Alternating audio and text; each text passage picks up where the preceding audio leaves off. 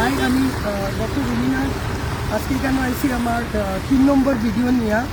Most probably যেটা দেখলাম এটা হলো ইনফেক্ট হইলো আপনারা দেখলাম যে শিববাড়ি বাঁধ মোস্টলি হইলো এটা হলো তারাপুর শিববাড়ি বাঁধ হলো মেইন কানেক্টিং, যেটা হইলো আপনার হইলো শিবচর, বরকলা, কাটিগোড়া, হাইলাকান্দি, সব জায়গা থেকে এই রাস্তার দিকে মেইন হইলো বাঁধ।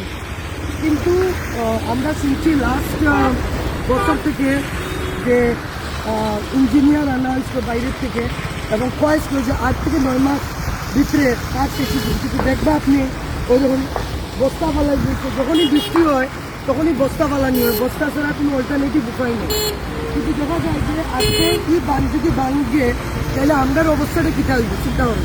তাহলে সরকারের কেনে আজকের দিনে কেনে বৃষ্টির দিনে কেনে এইগুলাই ক্রিয়েট করে, তাহলে কেন ড্রাই সিজনে কাজ করবে? কিতা লাগে আমরা বধ থাকি সারা বছর কিতা করার থাকে? এই জায়গার মাঝে ওয়াটার রিসোর্স মিনিস্টার আইসুন, এমএলএ আইসুন, অনেক মানুষের সব পার্টি সব মানুষ আইসুন, কিন্তু জনগণের প্রবলেমটা ভোগান্তি কোনো জিনিস পেয়েছিল।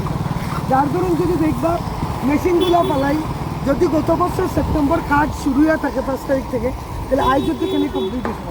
বর্তমানে রাস্তার কন্ডিশন দেখুন, রাস্তার কন্ডিশনে কি অবস্থা আছে, রাস্তার কোনো ঠিক নাই।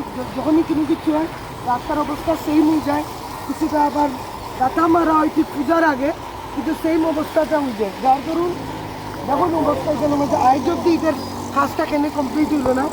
আর মাননীয় মুখ্যমন্ত্রী হিমন্ত বিশ্ব শর্মা এটা হস্তক্ষেপ করবেন যাতে এই শিববাড়ি বান্ধর কাজটা অত কোটি কোটি টাকা শুনছি আমরা বরাদ্দ হয়, কিন্তু আজ অব্দি কমপ্লিট কেন হলো? Why not? এটা হলো আমার প্রশ্ন নয়, জনগণের প্রশ্ন।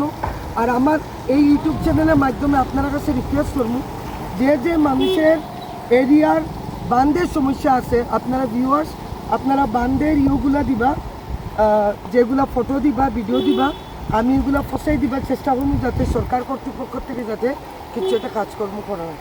ধন্যবাদ।